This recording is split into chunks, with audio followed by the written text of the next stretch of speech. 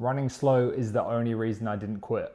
And I know that sounds backwards, especially because most of us were taught that running only really counts if it hurts, if it's quick, or if it looks a certain type of way. But if you're sitting there struggling with motivation and you keep starting and then stopping and then starting again, this might be the most important running video that you ever watch. I'm Cam from Cam's Run Club, and I work with beginners, slow runners, and people who want to enjoy running but feel like they're bad at it, or at least that they don't quite fit into the running community just yet. For years, I believed something that almost made me quit. And you might be able to relate to this. I felt that running slow was doing it wrong. I thought it didn't really count, and the only way that I was ever going to improve was to be out there running as fast as I can. And that essentially hating running was part of the training. And every time you showed up, you would hate it, and then you would get to a certain pace or maybe even certain distance, and then you'd start to feel good about yourself because you could hit it, and then almost by magic, you would be a good runner. Which looking back does sound ridiculous, but at the time, it seemed to make a bit of sense. I can't be alone though. I feel like a lot of people, especially when they start, have the belief that running should feel hard. They'll be out there breathing heavy, legs absolutely burning, and finishing every run absolutely cooked. And when I was starting, if I didn't come back from the run feeling like that, all the thoughts would creep in of what was even the point? And then I'd sit there thinking, I could have gone quicker, I could have gone further, and I'd put that in the pile of not a great run. And here's what actually happened there. After I finished, at best, I would feel proud of myself for about an hour or two. Then the next day, or even the next two, I would be absolutely exhausted. And I'd be hurting in places I didn't even realize hurt after a run. Like for me, it was my hips. Like hips kind of make sense with running, like the movement, but then it was my back, it was my shoulders, which I only later found out was because as I was running, I was hating it so much, I was so tense, fighting against the wind, or an uphill, or just trying to look really quick to the people that are around me. And then because of all this stiffness and pain, I'd probably end up skipping the next run. And slowly, without even realizing it, running became something that I used to dread, or at least actively avoid, with all the excuses creeping in. And at the time, they seemed like pretty genuine reasons. As I was still in pain, it's probably wise that I have a rest day. Or even with all this extra exercise, I probably do need to sleep in. And it was all me just trying to avoid the running. Because it was difficult, and maybe you've done this too. You've started out strong, full of ambition and motivation, and as a result of all this motivation, you've overshot it. You've gone out far too quickly. So then when your next run rolls around, you tell yourself, the smart call is to miss it, because your body needs time to rest and recover, and in the long run, this will be the right thing to do.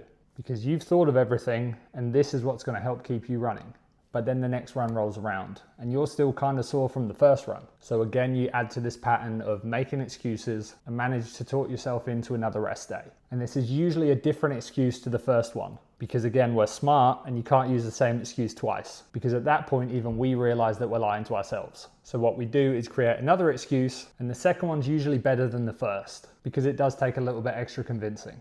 And then without even realizing, before you know it, time keeps going by and it's been weeks since you've had a run. And then you think to yourself, it's a lack of motivation. That's the reason that I'm not running. So let me clear it up, because it's not that. The moment that changed everything for me wasn't a race. It wasn't a PB or a PR or whatever it is that you call it in your part of the world. For me, it was the first time that I finished a run and felt I could probably do that again tomorrow. It was noticeable because it had never happened before. And I didn't realize that was actually a possibility. And this only happened when I slowed all the way down. I wasn't out there gasping for air. I wasn't out there dreading the next run. And the negotiating with myself and all the excuses that seemed to come with it all seemed to stop. I got back from the run and I felt sort of okay.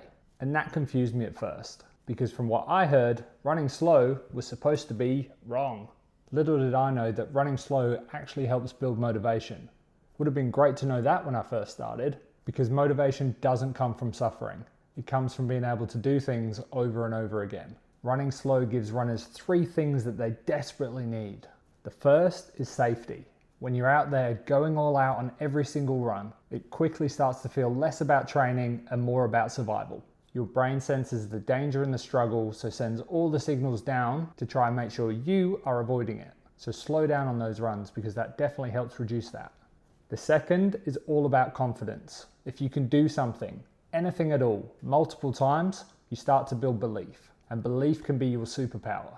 And if you don't believe me, head out there and talk to a runner. Somebody that can hit either a 5 or a 10K distance, because after they've hit that distance, outside of sickness or taking some time off from running, there's no going back. They now know what they're capable of, and it's that belief that helps get them to the finish line. They might have had an awful day, it could be terrible conditions, but somehow they still manage to pull it off and get to the finish. And again, that's because they've got the confidence and the belief that they can do it. And the third is your identity. Gone are the days of you questioning yourself, sitting there thinking, can I do this? At some point your mind shifts and you'll be sitting there knowing you definitely can. And that right there is motivation. So a few things that you need to remember. You don't need to earn the right to slow down. You don't need to apologize for your pace to anybody, ever. And you don't need to suffer to be a real runner, whatever that is.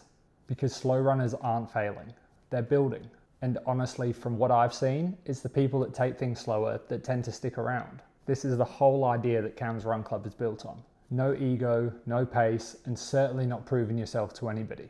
It's all about showing up and going slow enough to keep coming back and finding a way to let running become a part of your life without taking over. So if running slow is the only way that it works for you, you belong here.